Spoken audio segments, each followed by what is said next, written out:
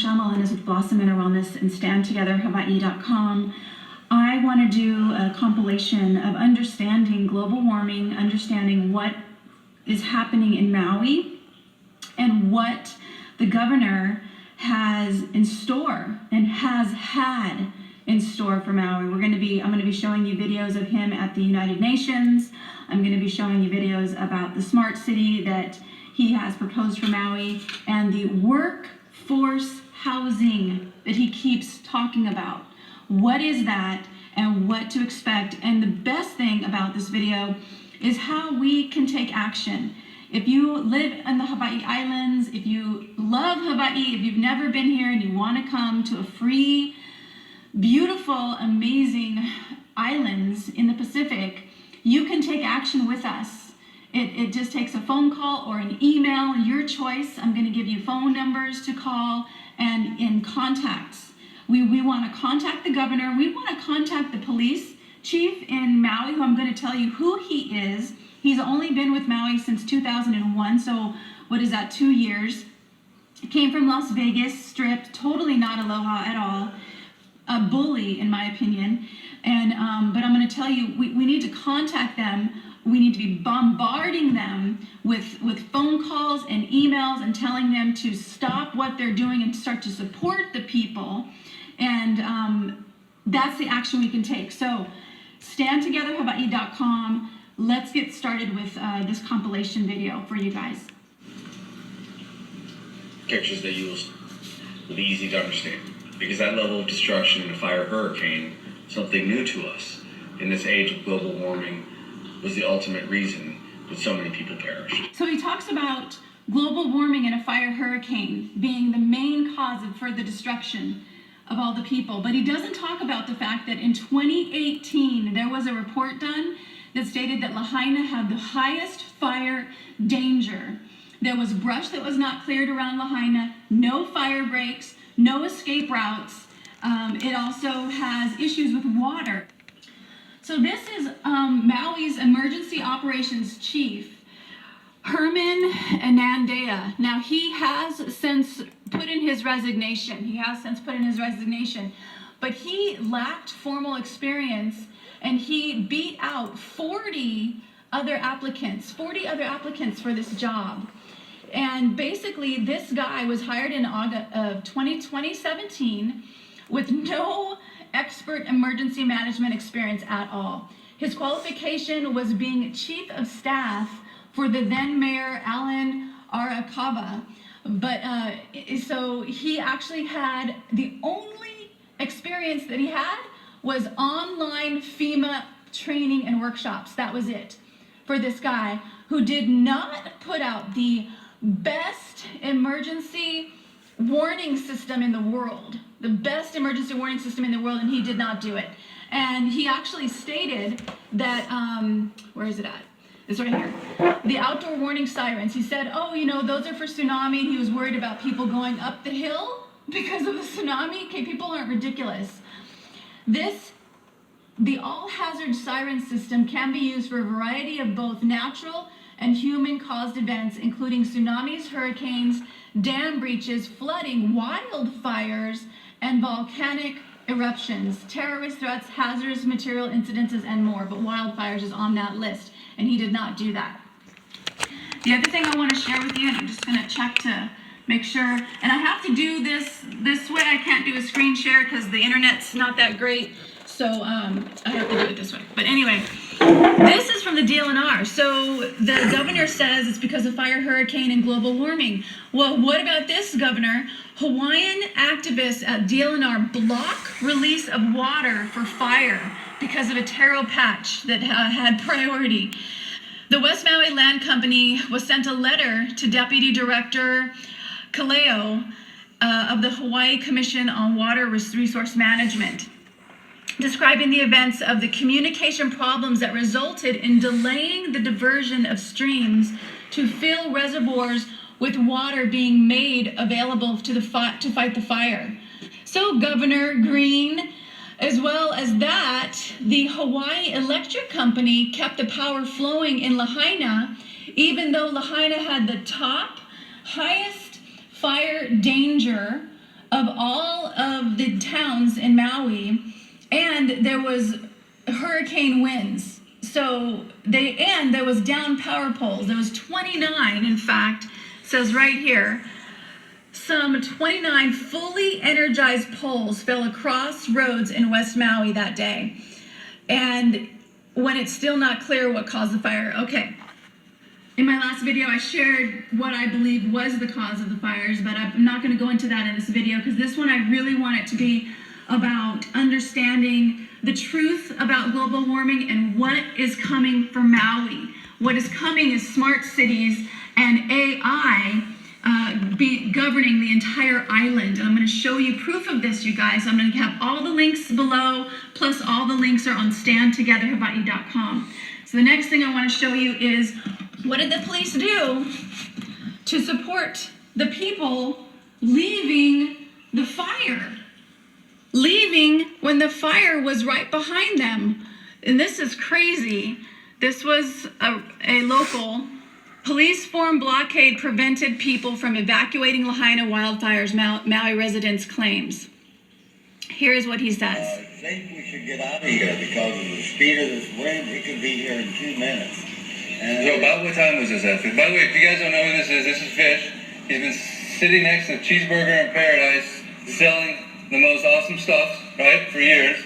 He's like a legend, and everyone loves Fish, and Fish loves everybody. He's one of the wisest people that I know, the way. Anyway, Fish, continue. so I went around back to Front Street, and all the cars were lined up, but none of them were moving. And I walked all the way from Safeway to the chart house. Not one car had moved. And I was wondering what was stopping the traffic. There was a policeman.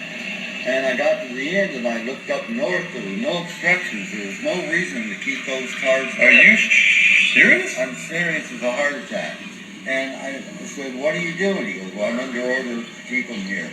And I said, the fire is right around Safeway. It's going to hit Front Street. You know, these people got to get out of here. And he said, I'm following orders. No way. And I Okay, so now I want to show you guys what the cops are telling people when they're supposed to get these placards. They're supposed to get a placard that literally shows that they're a local and they can go into Lahaina and out of Lahaina freely, so that they actually deserve to be there. But here's what this officer has to come and say after being in line for many hours.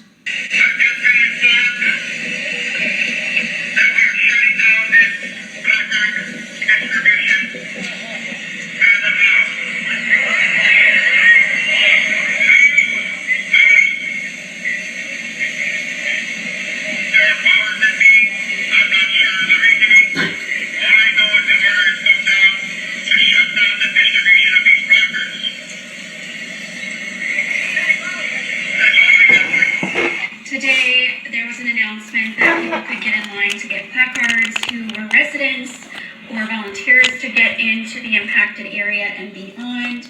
There is currently very limited access and people are not able to get to their homes, and they're concerned if they leave to get supplies, they won't be able to get back in. And so there was a system set up where people could go get this, these identifying stickers and put them in their vehicles so they could get through the checkpoints in and out. Well, after waiting in line for hours and hours, they pretty much announced that right here that now it is worthless. They're revoking the program and they're not going to use it anymore. It's going back to the old system. And I'll kind of move out of the way for you here to read that. So take a screenshot if you want to read the rest of that. Public service announcement from the police department that due to overwhelming demand, again blaming the people, they're discontinuing the service so people no longer can get back in.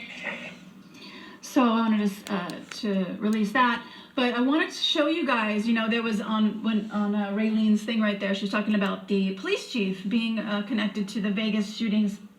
He was a police person there. I don't know about that. I haven't looked that up. But this is our police chief in Maui, and he got here in 2021, so only 2 years ago, and he already has many complaints toward him from the Maui police department. But here's what he has to say right now about what's happening in Lahaina. And this was a couple days ago, August 17th. We're adding, because of the Department of Transportation, a dust screen, which does a couple things.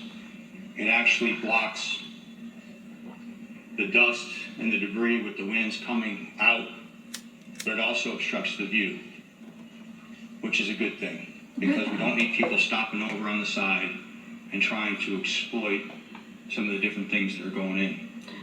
And I want to pause that. Some of the different things that are going in. What is going into Lahaina that they don't want us to see? Large scene. And so we're going to ask that you travel to and from where you need to go, and you don't pull over, because you're going to be warned and then you're going to be towed.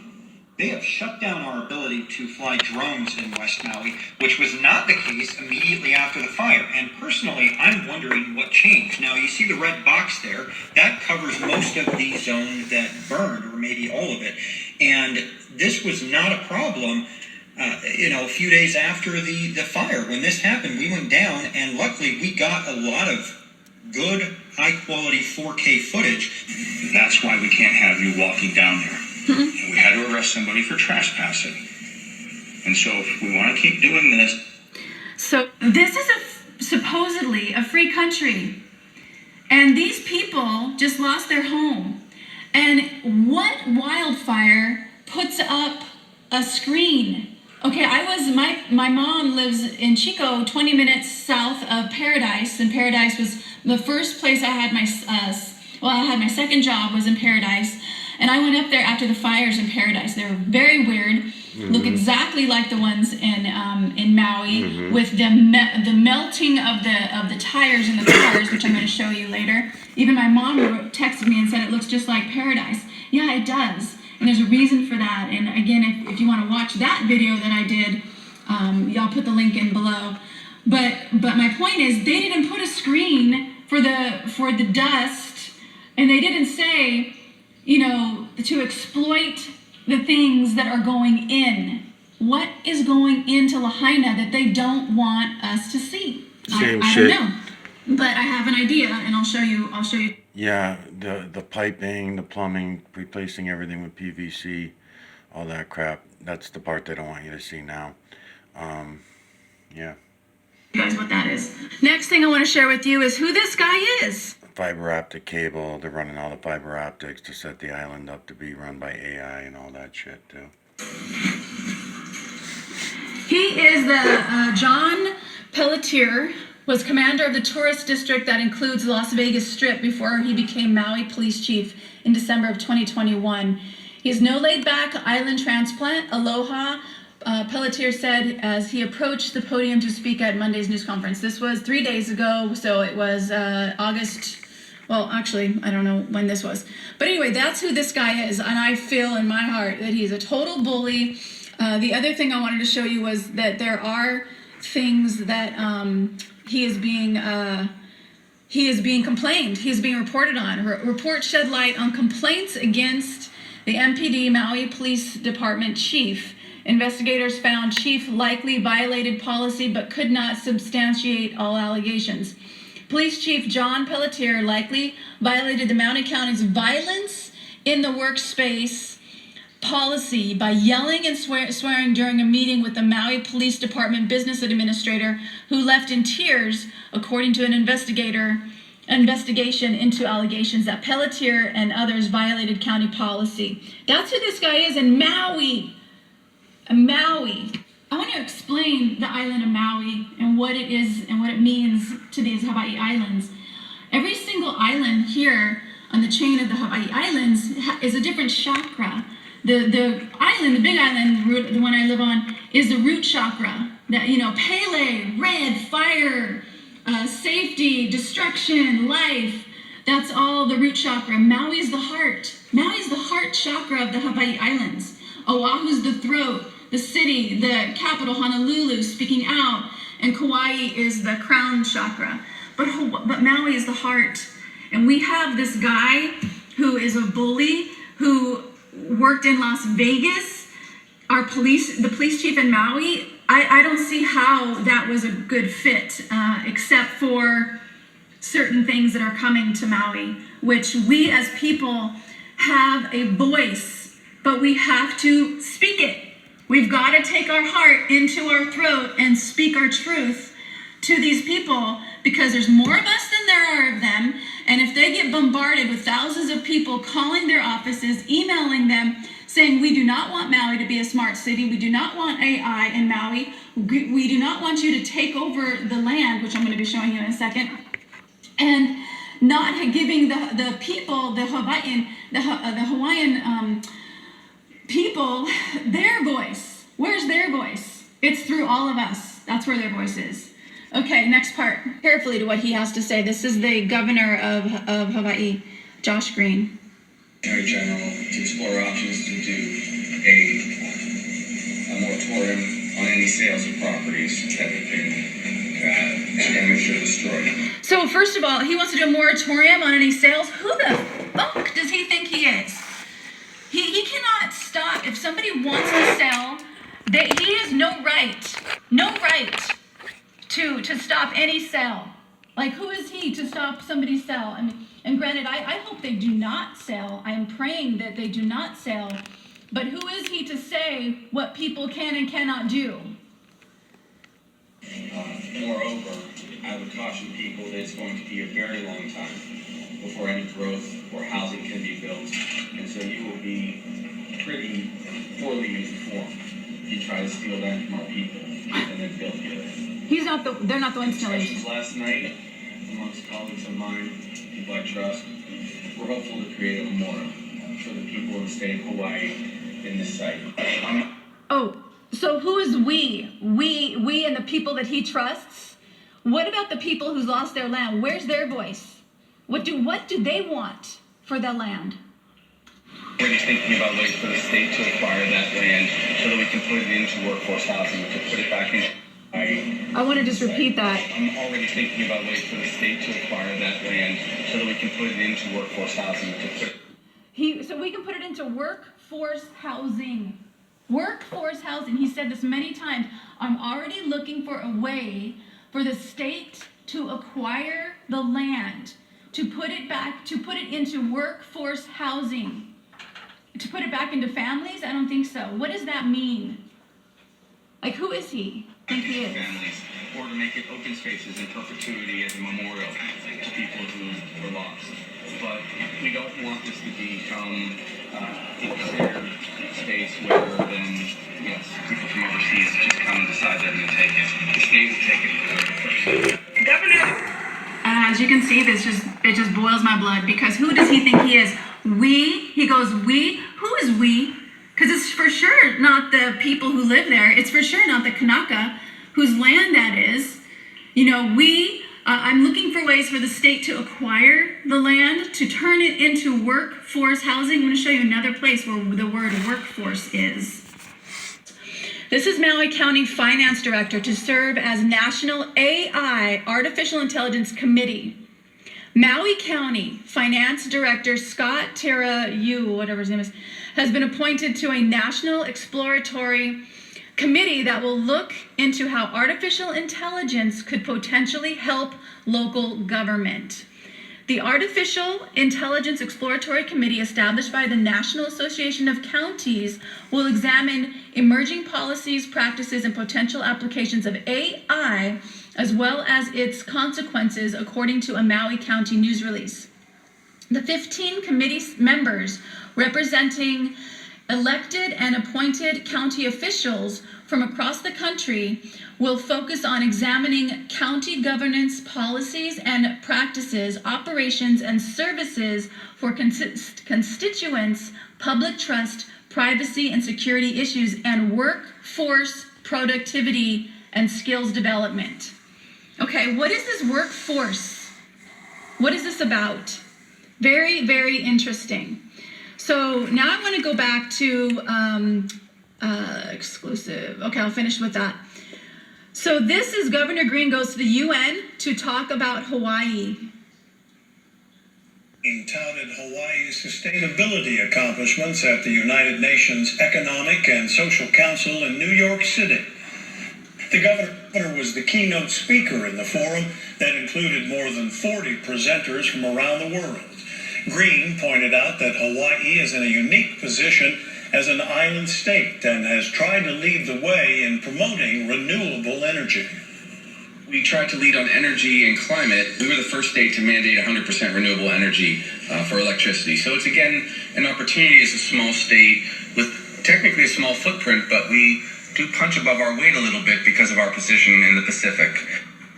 Speakers were invited to help implement the United Nations Agenda for Sustainable Development Goals in 2030.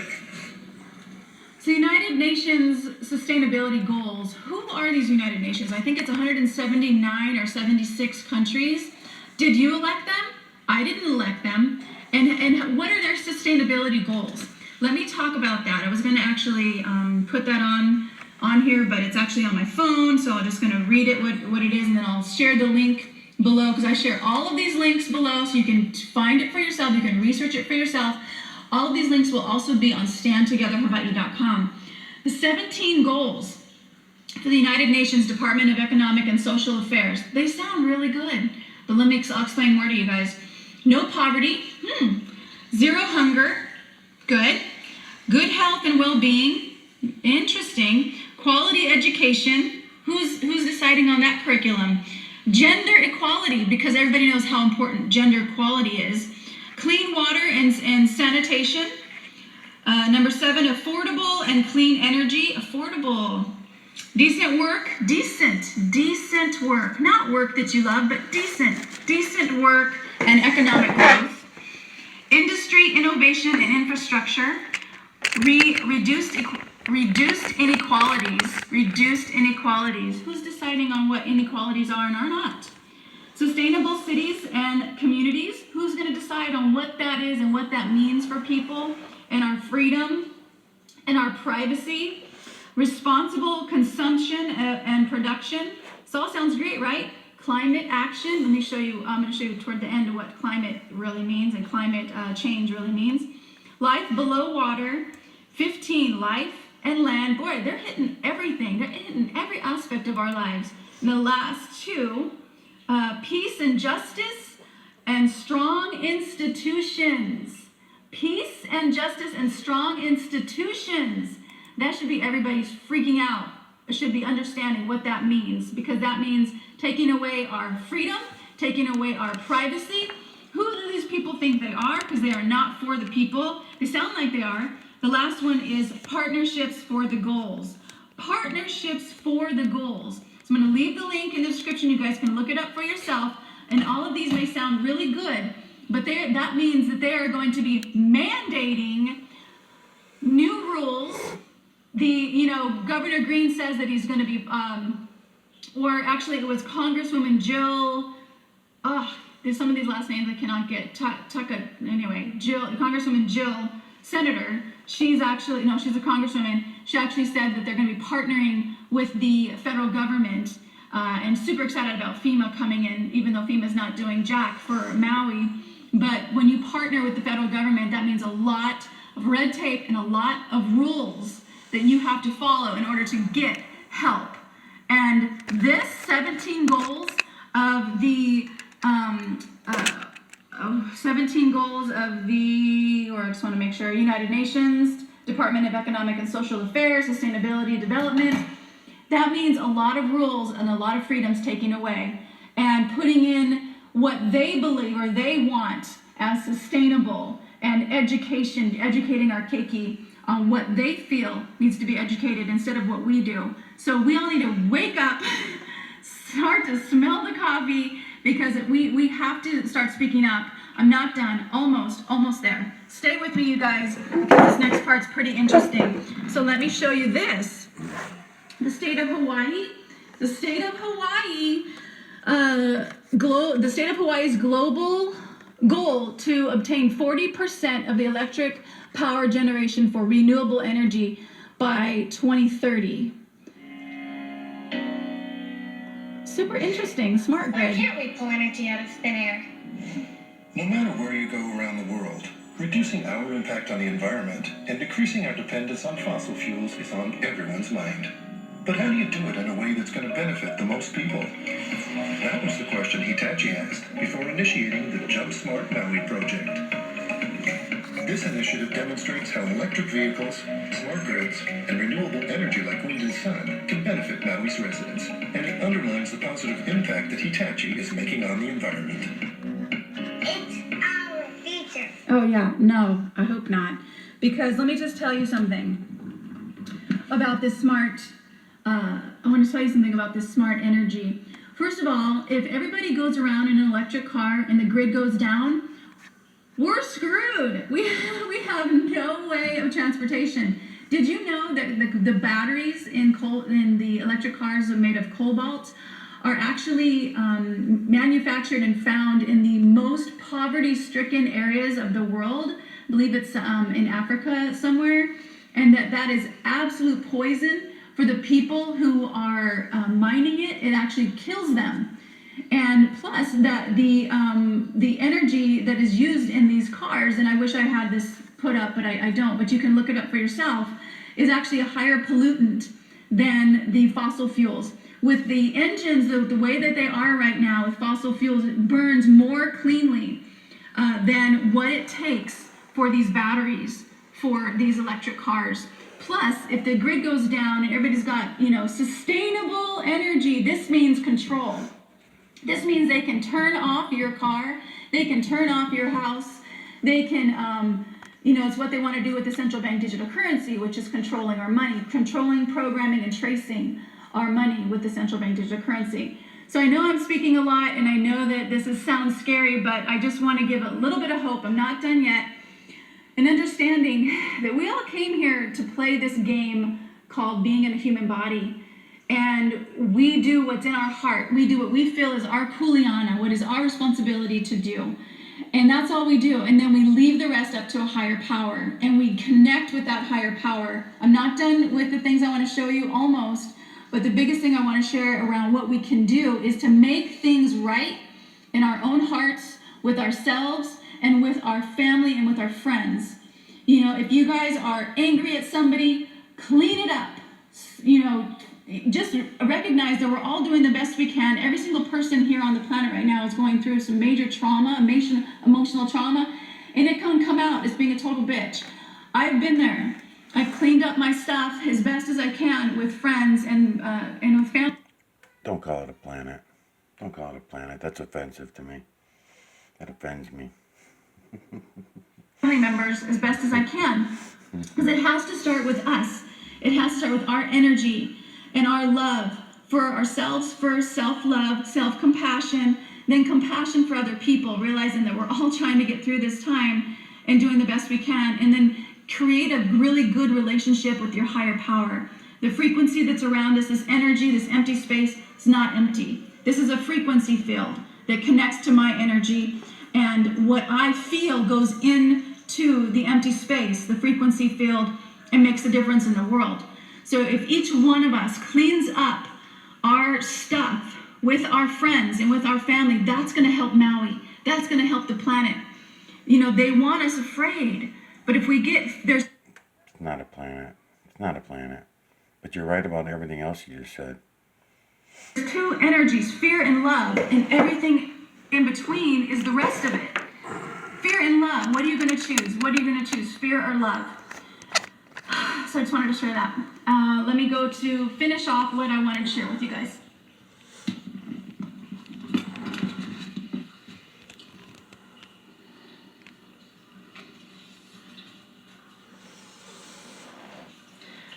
This is a really quick one. I don't know if this is, this is from the Japan-US Collaborative Smart Grid Demonstration Project in Maui, island of Hawaii.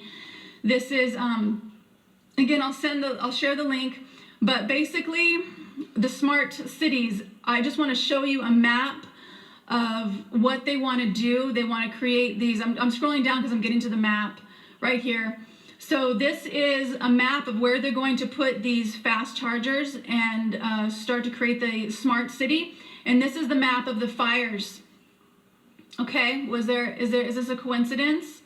Here, and again, this is the map for the smart city. So I just wanted to show you that.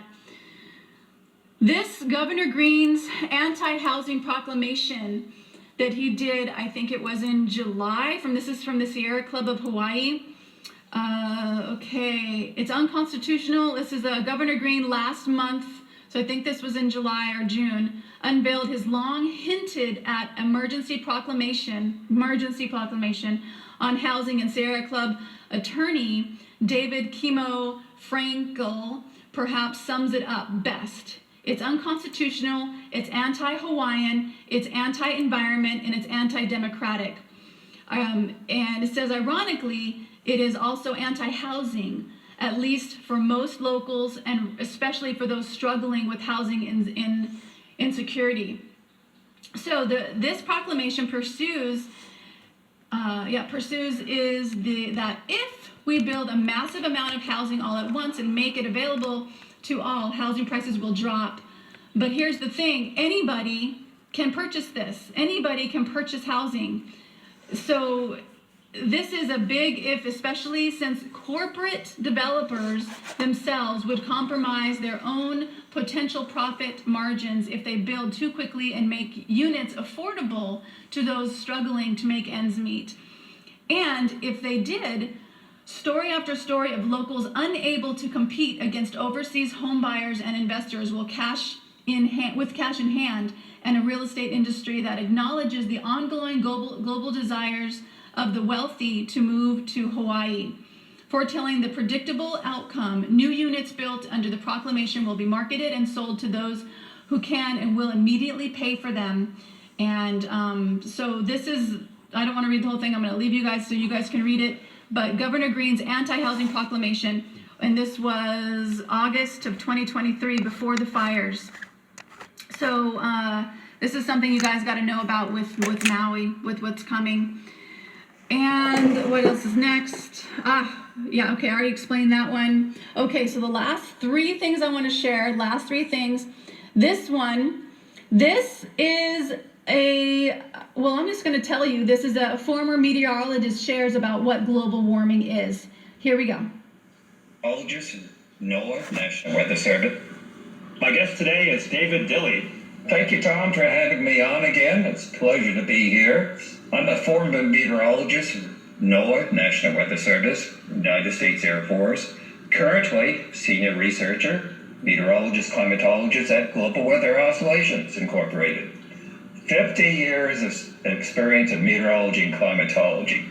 So I'm going to be able to show you a few things. And working partner with the International Hurricane Protection Association. I have developed what we call climate pulse technology. I'm going to show you a little bit about that.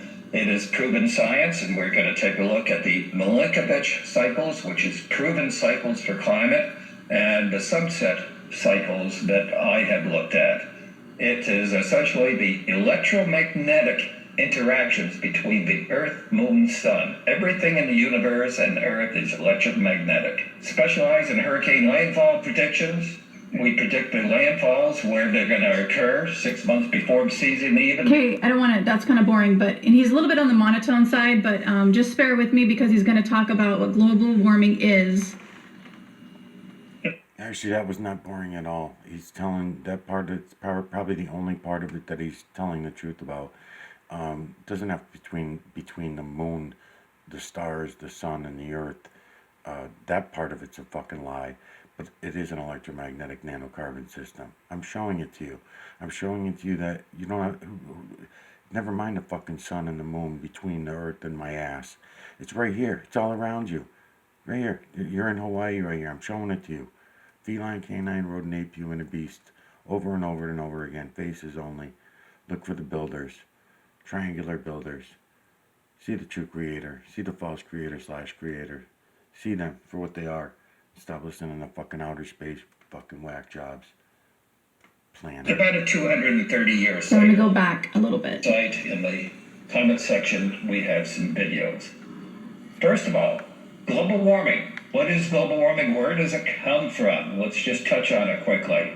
Global warming begins in the Arctic and Antarctic. About a 230-year cycle, global warming comes back again. When it comes back, it takes about 20 years for it to hit its peak. It started in the 1990s, hit its peak this past year. So global warming, what happens is the Antarctic and Arctic warm up.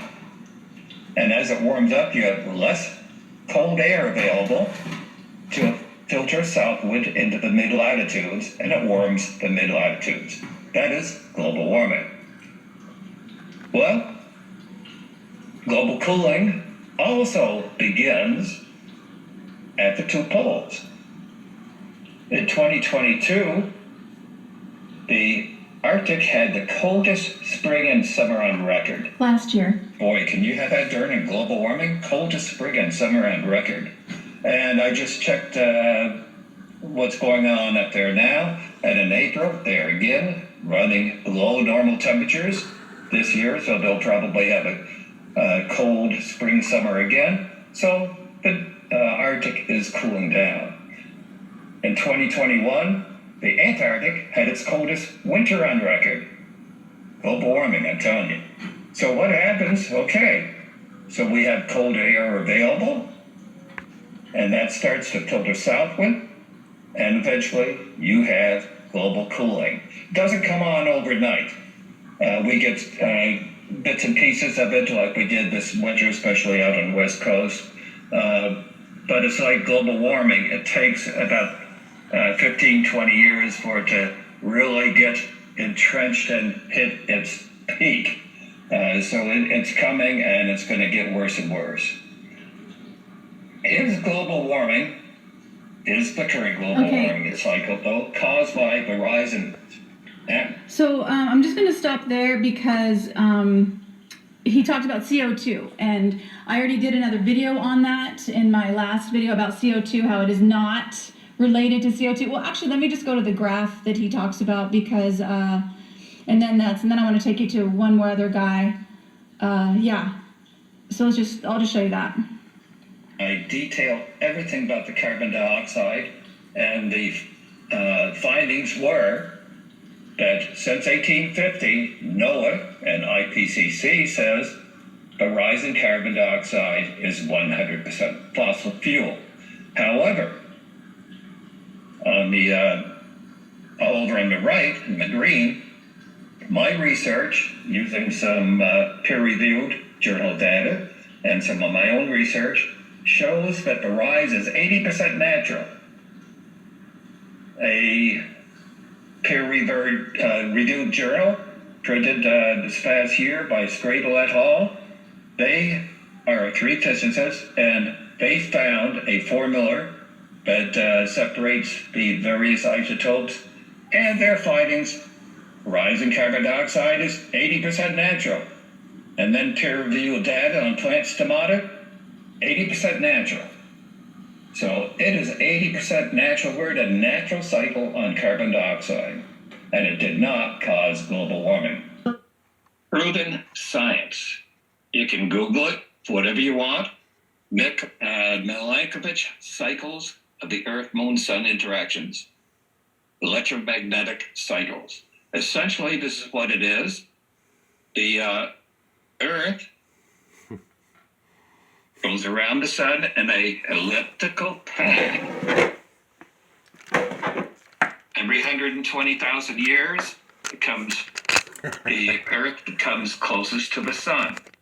And then about 68,000 years later, it's the furthest approach from the sun, greater distance. So the bottom half of this is all ice age, very cold due to less sunshine, and also the tilt in our axis. Our closest approach was 8,000 years ago. We were warmer 6,000 to 8,000 years ago than we were today. The reason was we were the closest approach to the sun and came out of an ice age. We're 8,000 years off the peak now. We're actually cooling down. So I wanted to share that, but I also want to share one other thing from the This guy is Patrick Moore. He's one of the founders of Greenpeace. And exclusive Greenpeace founder Patrick Moore says climate change based on false narratives. And he said that in an email obtained by the Epoch Times that his reasons for leaving Greenpeace were very clear. Greenpeace was hijacked by the political left when they realized there was money and power in the environmental movement. Political activists in North America and Europe changed Greenpeace from a science-based organization to political fundraising organization, and that's what Moore said. He left Greenpeace in 1986, 15 years after he co-founded the organization. He says the environmental movement has been more of a political movement than an environmental movement. They are primarily focused on creating narratives, stories that are designed to instill fear and guilt into the public so the public will send them money. And he said that they mainly operate behind closed doors with other political operatives in the United Nations, UN, World Economic Forum, and so on, all which are primarily political in nature. And the last thing I'll share is the Intergovernmental Panel on Climate Change is not a science organization. He said it's a political organization composed of the World Meteorological Organization of the United Nations Environmental Program. So that's what I wanted to share. You know, I was sent pictures of wheels and being melted and all of this stuff, and that's not a natural fire. Many firefighters are saying this was not natural. So I'm not going to go into the fire and how because again, that video of questioning Maui fires, why you should, is going to be in the link below. You know if you can see that or not. But anyway, again, get clean with your relationships and with yourself. We have to have our own frequency high in aloha and in love and in compassion for ourselves first, then for our general community, and then sending that to Maui. The link to help locals is in the description below. There's a direct link to Ohana that have GoFundMes on Maui. You can also go to Maui Food Bank, Maui Food Bank, and HungerHeroesHawaii.com. Those are local. Do not donate to the Red Cross. Do not donate to FEMA. They're not helping Maui Island. And my action or my request for the action is to contact the police department, contact the mayor, contact the governor. The links are below. Contact all of our representatives. There's one email that you can just send, and it'll go out a blast to all of the... I just want to make a quick note, since I'm doing this series, to Eric West and this girl here that's now talking, and I still don't even know her name yet, because I'm bad with names. After the video that Eric West put out, he came back on the following day and wanted to apologize for ranking out his boss, the guy that fired him, which I don't think he should have apologized for anything like that, because I guess they did blow up his internet, I guess. And the other thing is he also mentioned that the Red Cross is now paying for funerals and offering to pay for funerals. And I want to tell him, don't do that either, unless you've already a trader, unless you're already on the sold out yourself. Maybe you had to. I don't know. I'm going to find out over the next week or two while I'm making this series to you. The Red Cross has not paid fucking shit. And definitely paying for funerals is not what they should be doing. And we don't even know what funerals are correct or not. Yeah, some of them we may know about, but we don't even have a list of who was there, not an honest one at least anyway. So we don't know who's missing. We don't know who was really there. We don't know if there are people that were taken out from the fire and kidnapped. For all we know, there's all kinds of thoughts, other ideas floating around. A lot of them are purposefully put there to get us distracted. But the point is, we really don't know. Even the mainstream press is giving us shit that really is no answers. There's no answers. They just come out and telling us false information and no answers. So I wish he didn't come out and boost up Red. Yeah, you could mention it, but don't pat him on the fucking back. Red Cross, if they really are gonna do that, big fucking deal. They should have already put that out there. And for you to say that, Eric, when there's no evidence of that yet. In other words, nobody's come to you and said, "Oh, they paid for my son's funeral or my mother's funeral." No one's come to you and said that yet. All they said was that Red Cross has agreed to pay for the funerals. That's it. And you're running with that and talking them up all of a sudden. That seems very strange to me. Digital collection of electromagnetic nanocarbon from the area we call Hawaii. And this is Eric West's Maui oceanfront video, Road to Hana. I'll be back. Actually, let's finish her off. She's actually pretty good too. Representatives and tell them, save Maui.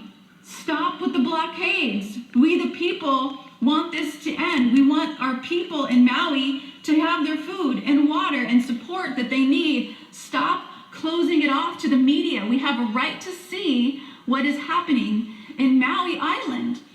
So if you just take 2 minutes, it won't even take 2 minutes, it'll take a minute, it'll probably take 30 seconds to contact the governor. Go to standtogetherhawaii.com, take action, contact the governor. There's a link, it's super easy. It says take action. It gives you an email that you can model, change it however you want. You can, it has a link to the governor, a link to the representatives on the state of Hawaii, the 2 senators that represent the state of Hawaii, and also the media. It has a link to all of the media outlets. Contact them, and then I'm actually going to add the link to the Maui police so we can get them bombarded with all of us saying, you need to be pono with Maui Island. You need to be pono with the people.